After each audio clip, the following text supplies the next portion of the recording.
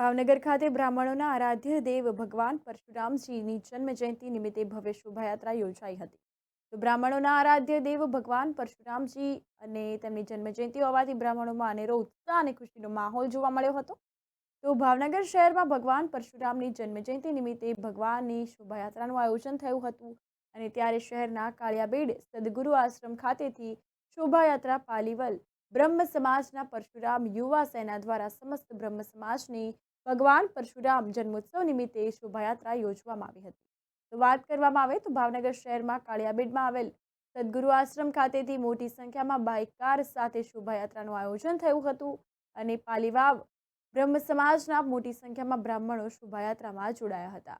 ત્યારે બ્રાહ્મણો સહિત અન્ય સમાજના લોકોએ પણ શોભાયાત્રામાં ખુલ્લું આમંત્રણ આપ્યું હતું. અને પાલીવાલ બ્રહ્મ સમાજ દ્વારા બીજા વર્ષે શોભાયાત્રાનું બીજી વખત સફળ આયોજન થયું હતું. આ યાત્રા શહેરના વિવિધ માર્ગો પર ફરી હતી અને ઠેર ઠેર સ્વાગત પણ કરવામાં આવ્યું હતું.